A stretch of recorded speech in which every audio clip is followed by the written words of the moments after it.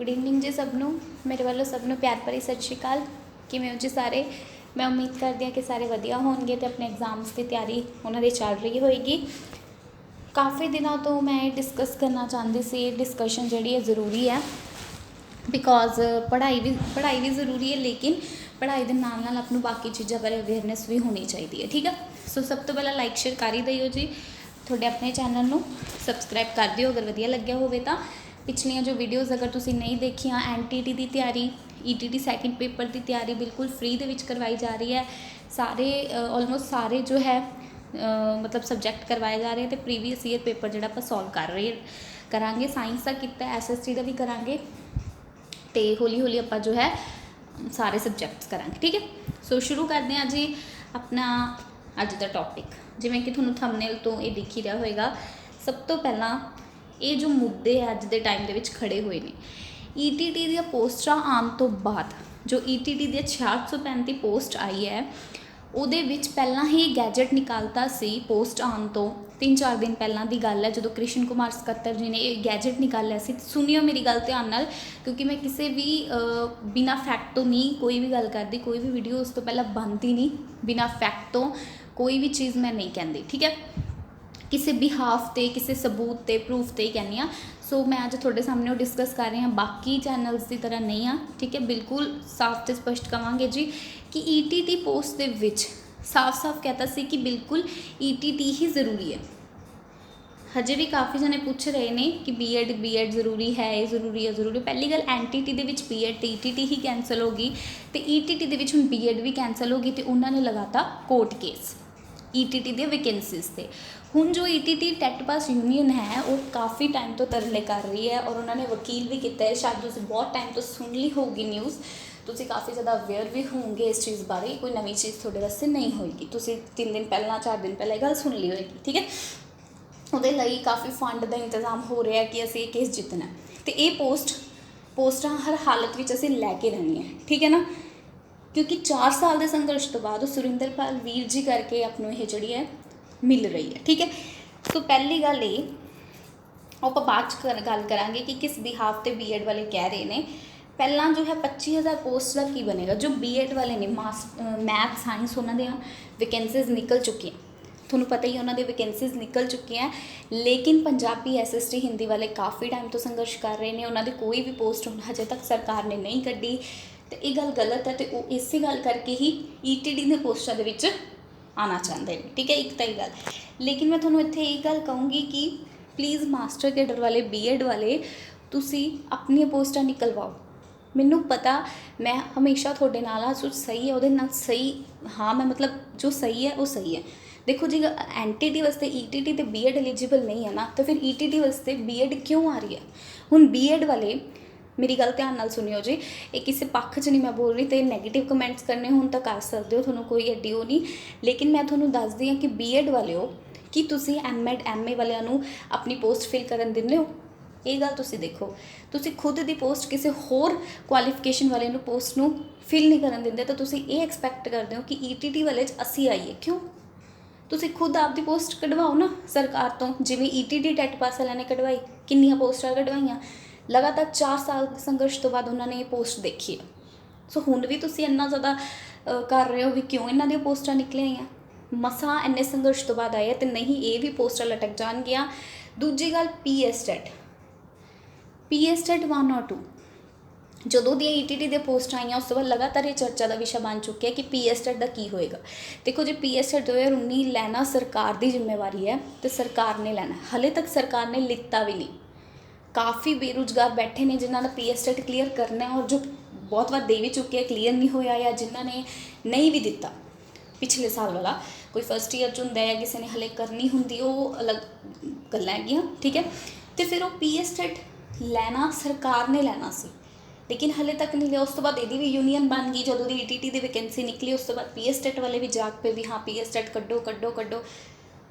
ਹੁਣ ਇਹ ਤਾਂ ਇੱਕ ਮੁੱਦਾ ਦਾ ਵਿਸ਼ਾ ਹੈ ਕਿ ਹੁਣ PSTET ਦਾ ਹੋਣ ਦਾ ਕੀ ਫਾਇਦਾ ਹੋਏਗਾ, ਕਿਉਂਕਿ ETT ਦੀ ਭਰਤੀਆਂ ਤਾਂ ਆਲਰੇਡੀ ਆ ਚੁੱਕੀਆਂ ਨੇ।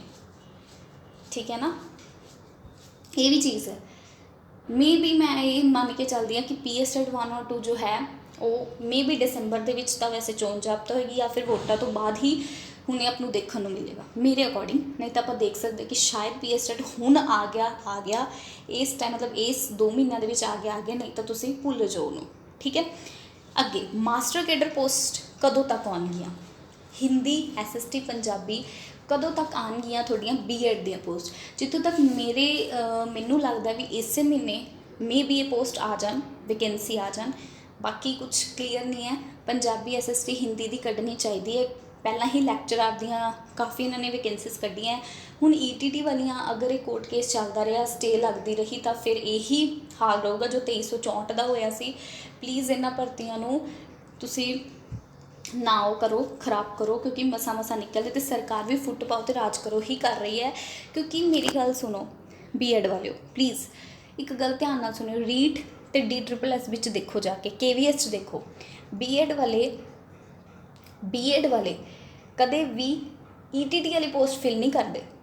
B.Ed ਵਾਲੇ ਜਿਨ੍ਹਾਂ ਨੇ B.Ed ਕੀਤੀ ਹੁੰਦੀ ਹੈ ਨਾ, ਜਿਹੜੇ TGT ਵਾਸਤੇ ਅਪਲਾਈ ਕਰਦੇ ਆ, ਉਹ PRT ਵਾਸਤੇ ਅਪਲਾਈ ਨਹੀਂ ਕਰ ਸਕਦੇ। ਪ੍ਰਾਇਮਰੀ ਟੀਚਰ ਵਾਸਤੇ ਅਪਲਾਈ ਬਿਲਕੁਲ ਨਹੀਂ ਕਰ ਸਕਦੇ।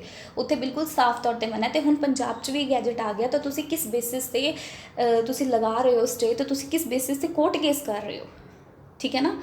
ਸੋ ਕੱਲ੍ਹ ਨੂੰ ਇਹਦੀ ਫਾਈਨਲ ਤੁਹਾਨੂੰ ਪਤਾ ਲੱਗ ਜਾਏਗਾ। ਕੱਲ੍ਹ ਨੂੰ 17 ਤਰੀਕ ਹੋ ਜਾਏਗੀ, ਤਾਂ ਕੱਲ੍ਹ ਨੂੰ ਆਪ ਨੂੰ ਇਹ ਪਤਾ ਲੱਗ ਜਾਏਗਾ, ਠੀਕ ਹੈ। ਹੁਣ ETT 6835 ਵਿੱਚ B.Ed ਐਲੀਜੀਬਲ, ਤਾਂ ਮੈਂ ਕਹਾਂਗੀ ਨੋ, B.Ed ਐਲੀਜੀਬਲ ਨਹੀਂ ਹੋਣੀ ਚਾਹੀਦੀ। ETT ਦੀ ਪੋਸਟ ਹੈ, ETT ਵਾਲੇ ਹੀ ਰਹਿਣ ਮੇਰੇ ਅਕੋਰਡਿੰਗ।